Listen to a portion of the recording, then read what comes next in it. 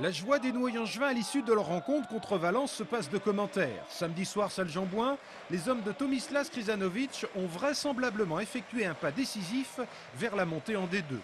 1 heure et demie plus tôt, l'ambiance était par contre tout autre. Et c'est bien logique lorsque le premier affronte le deuxième du classement. Qui plus est, les Noyangevins sortaient d'une défaite controversée à Nice le week-end précédent.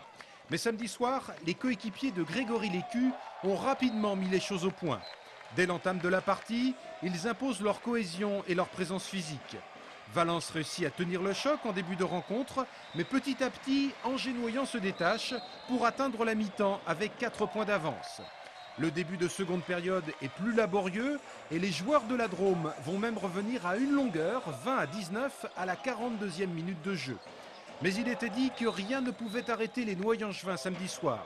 Un dernier coup d'accélérateur et ces derniers s'imposent finalement 29-25 pour le plus grand bonheur de leurs supporters. Moi, ça fait 10 ans que je suis au club et ce genre de match pour un joueur professionnel, c'est génial à vivre. Eux, c'était leur dernière carte pour espérer encore accrocher la première place, ou tout du moins la place de barragiste. Bon, on a eu des hauts et des bas, mais dans l'ensemble, je trouve qu'on a été solide et on mérite notre victoire.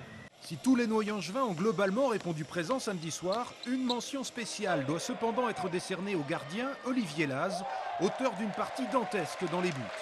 Bah écoute, il n'y a pas grand chose à dire. 29-25 contre Valence. On élimine Valence de la course au titre, de la course à la montée. C'est bon. À 4 journées de la fin du championnat, Angers Noyant est plus que jamais en tête du classement, avec 2 points d'avance sur Châteauneuf et 3 sur Valence. La série noire continue pour l'équipe d'Angesco. Vendredi dernier, les hommes de Jean-Louis Garcia se sont inclinés 1-0 dans les arrêts de jeu face à Montpellier lors de la 34e journée de Ligue 2.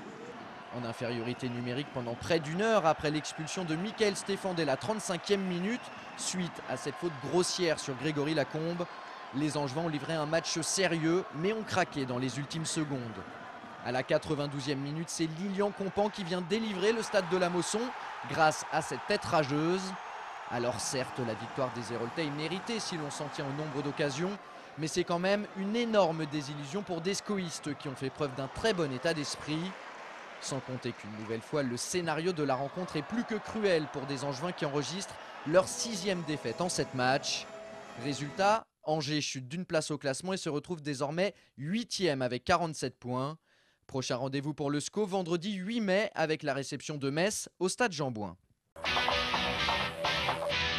11 points, c'est l'écart avec lequel les basketteurs de l'Étoile d'Or Saint-Léonard devront s'imposer le week-end prochain face à Souffel-Weiersheim pour convertir leur rêve d'accession en National 1.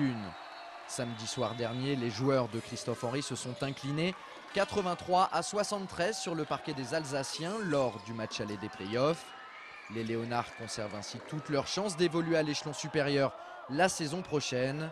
Mais pour ça, il faudra que les Angevins l'emportent impérativement avec une différence d'au moins 11 points.